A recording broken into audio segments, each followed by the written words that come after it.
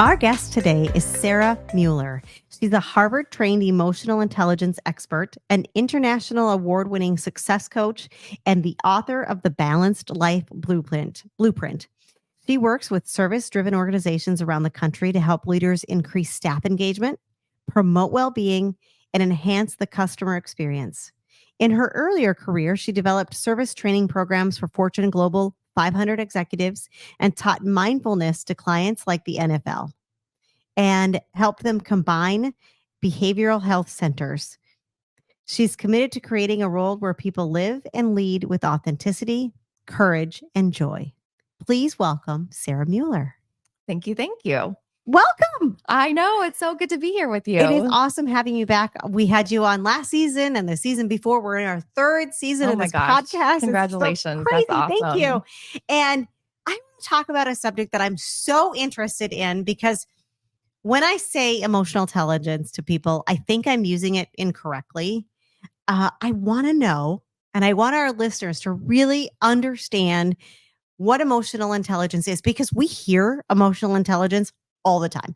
I'm reading about it, but yet I really can't just get a handle on what is emotional intelligence. Well, I would love to answer that question because that is my thing. And I know I love it so lighting much. Up. She's lighting up. Well, it's such a great tool for both our personal and our professional lives and having success. And the way that I define emotional intelligence is the ability to influence and communicate with other people. And so obviously that's important, whether we're at work, we're a leader, or we're, an employee, and also with any of the relationships that we have in our personal life. And so if you want me to, I can go a little bit deeper into. Yeah, because here's how I was telling people. So you've got an individual, right, that can't read the room, or an individual that feels something but has no idea, or they don't have the wherewithal to say, hey, I feel this way. Mm-hmm.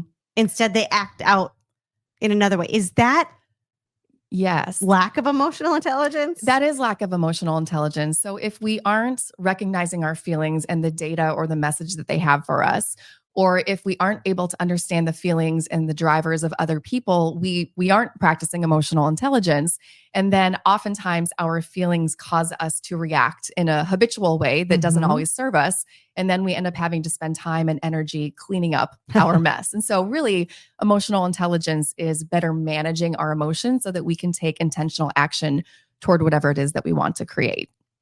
So go into depth a little bit more. I want a little bit more of a deep understanding. Okay. So the way that emotional intelligence can be understood is there are 4 pillars of it. And these pillars are linear, meaning we have to start at the first one in order to build up to the final pillar.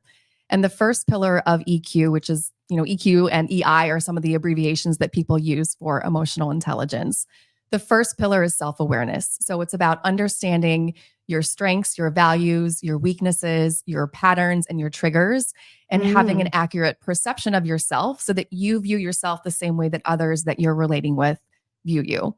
And it's also about having an emotional vocabulary so that you can use your emotions as data. Oh, yes. I see that. Yes. So we start there because we have to first know and understand ourselves before we can then move into the second pillar of EQ, which is self-management. And so this is, being able to pause before responding. This is about taking actions that are productive and in line with our aspirational self. This is where we create balance. This is where we have resilience when life hands us adversity, which is going to happen all the time. Always does, right? Yeah. So it's practicing those habits that allow us to really show up and have high performance and maximize our potential. So we understand ourselves so that we can better manage ourselves. And then we move into the third pillar of EQ, which is others awareness, or sometimes called social awareness. It's simply understanding other people. Is that reading the room? That's reading the room, right? And another way, like if we were to just simplify others awareness, it would be empathy, being able to put yourself in someone else's shoes to understand what they might be excited about or concerned about, what they might be fearing, understanding what is motivating them so that you can help to influence them with whatever your outcome that you're desiring is for work or for home. And essentially then we know and understand ourselves so we can manage ourselves. That helps us to better understand others. Mhm. And then we move into the fourth and final pillar of EQ, which is called relationship management, which is essentially leadership, right? This is where you are being an influential leader. You're leading from inspiration versus leading from fear, sort of that old school 20th Oh, century yes. style of leadership that was very authoritative and, do what I said because I said so, and just come to work and get your paycheck and be happy. Well, we know that, and I'm sure you experience Yes. a lot this with the businesses that you run, Mhm. that the workforce of today no longer wants that style of leadership. They really want to be involved in a mission or a purpose that's bigger than themselves. Very much so. Yes. And so this final pillar is being able to draw that out of people, drawing the greatness out of others so that they are having high performance. And a lot of it is about communication. So having those, what I call tough love conversations and managing conflict and really shifting unproductive behavior while also valuing and respecting the person that's working with you. So that all made it pretty clear for me to understand it. I really do think I get it. But how can business leaders now, I understand the concept, but really when it gets down to it, how can business leaders use this to increase their leadership? How can they use emotional intelligence to increase their leadership effectiveness? Correct. So it would start with understanding.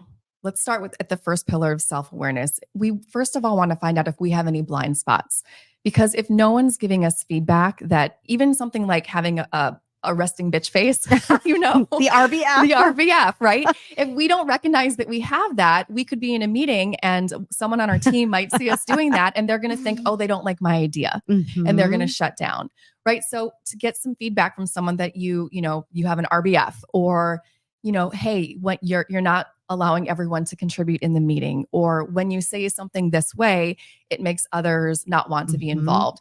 So part of that self-awareness is getting feedback from other people so that we can see what our blind spots are and become a better leader. So it really just starts with being humble and asking for that feedback and creating a culture that really embraces that. And if you don't know, you don't know. Exactly. You didn't tell your face that you're feeling happy.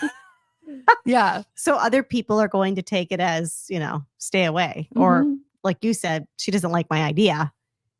And so that's what I had to do, even with my husband. I'll be like, I would stop and think he was not liking what I said. And I would, and that now I have the emotional intelligence myself to say, well, are you not agreeing with me? Or is this just the way that you're thinking about things? And that's, that was a way for us to communicate. And then the second piece that we can really do so that we are leading better is to take care of ourselves. Because if we aren't practicing those elements that add to self-management, and these are things that everyone knows they should be doing.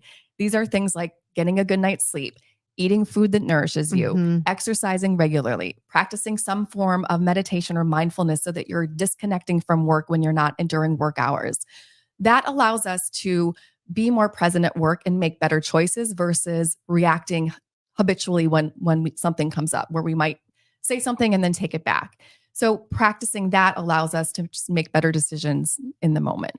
And I would agree, like if we're not aware, we just go on the regular cause and effect, I guess.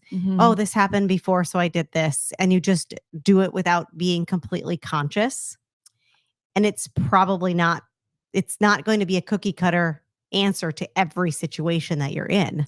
Yes, absolutely. And so what we know from neuroscience is that we are spending about 95% of the time in our what is called either the subconscious or the unconscious. Essentially, our brain is making patterns or categorizing information so that it can conserve metabolic energy and be on the lookout for danger. So we don't have as much danger in our current state in age, but in our earliest ancestors, we did. And so our brain has evolved from that point, and the brain structure hasn't really changed much.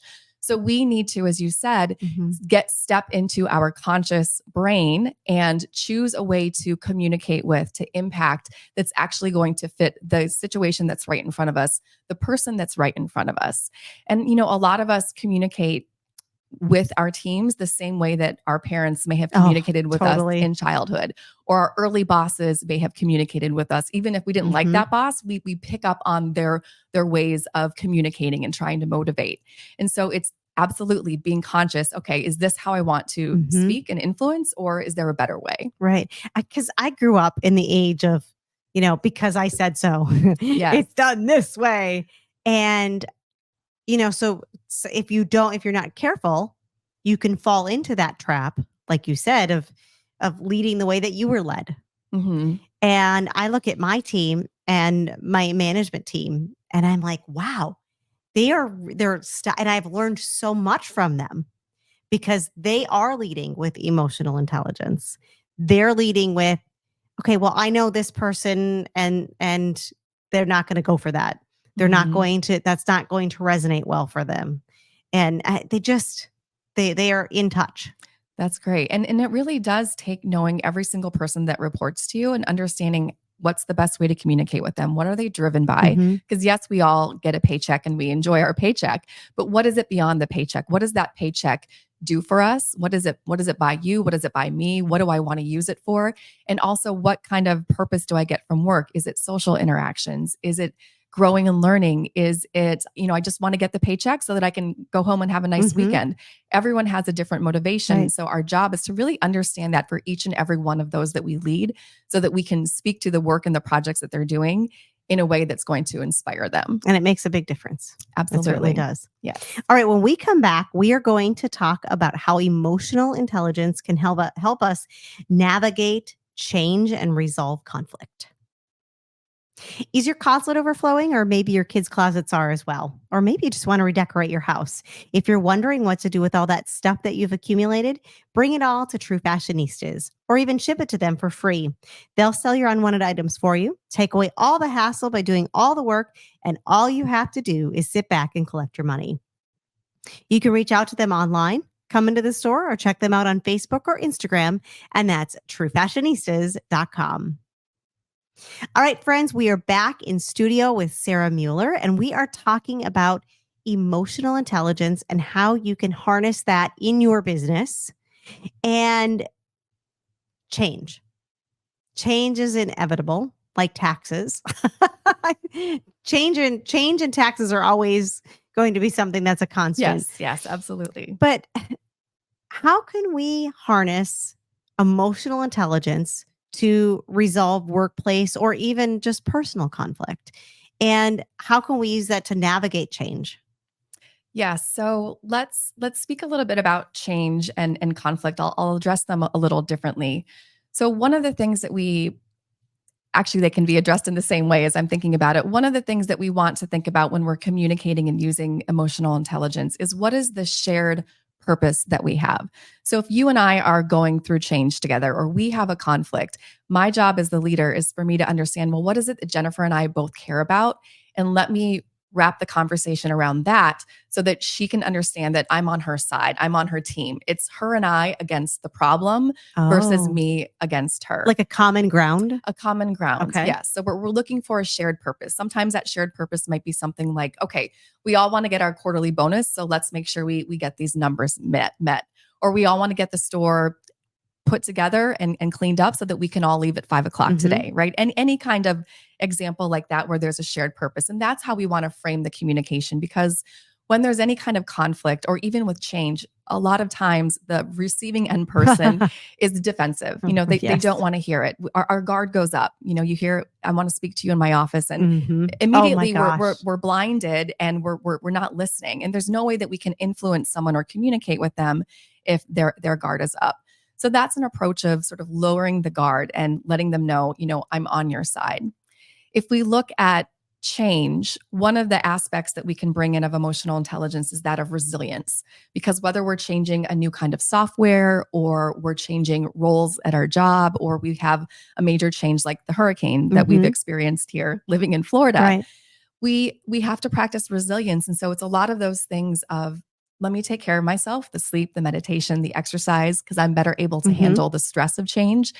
And also let me remember when I've been successful changing in the past, when I've been successful overcoming adversity in the past. Our job as leader is to help our team recognize their resilience. And okay, so maybe they hadn't learned that same exact new software that you're using, but they've adopted new technology in the past. And so when we remind them of that, it helps to make it not seem so overwhelming and so hard to make a change. It's funny that you say that because we actually did have a software change or a process change a while back. And I remember rolling it out and people going, oh, no, we can't do that. And I mean, all these things. And I think I came about it the wrong way, right? I didn't do the emotional intelligent way of doing it. I just said, this is what we're doing. Here we go. Blah, blah, blah. The end. Yeah. And a lot of that is really that third pillar of EQ, the others awareness. It's okay, what might be the concerns of the staff rolling out this new process or this new technology? What do they really desire? So that shared purpose that we talked about. But let me address their concerns and let them know that I'm aware of them. And you might not know all of them. You could also ask what they're scared of, what they're resistant to. But that others awareness piece is really important for but bring the change that process. in that conversation so that it's not like, well, this is what we're doing. There's no choice. This is it.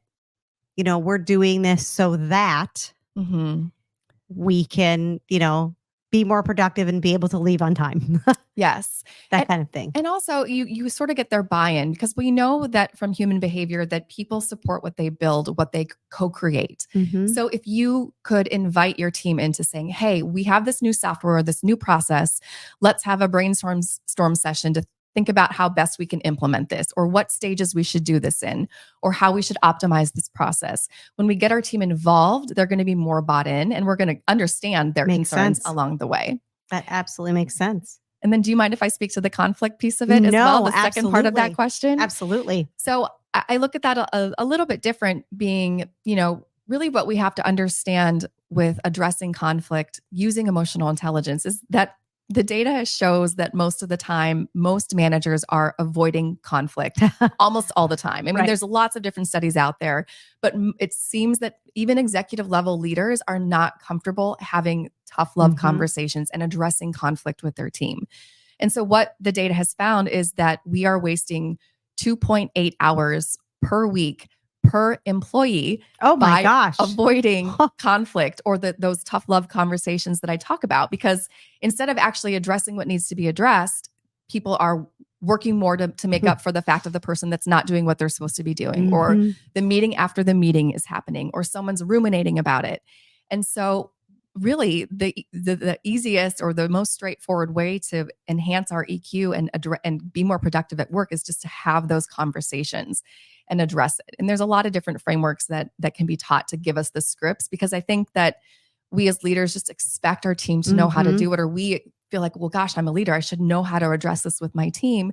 But if we don't have a framework, it's hard to. And so I would definitely recommend reaching out and getting those frameworks, because it's like a script that kind of makes it a little bit easier as we're building our muscle.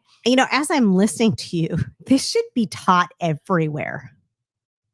I mean, every company out there should learn how their management should learn. And I mean, not even just management. Everybody needs to know how this works. And I'm assuming you offer training in that. Yeah, absolutely. It's such an important piece of productivity and high performance in teams. And so, yes, I work with a lot of leadership teams to help really their managers become leaders of engaged teams and to implement these things versus, just kind of learning about them. Right. I just think it's wonderful. And as far as resources, I mean, you're a fabulous resource.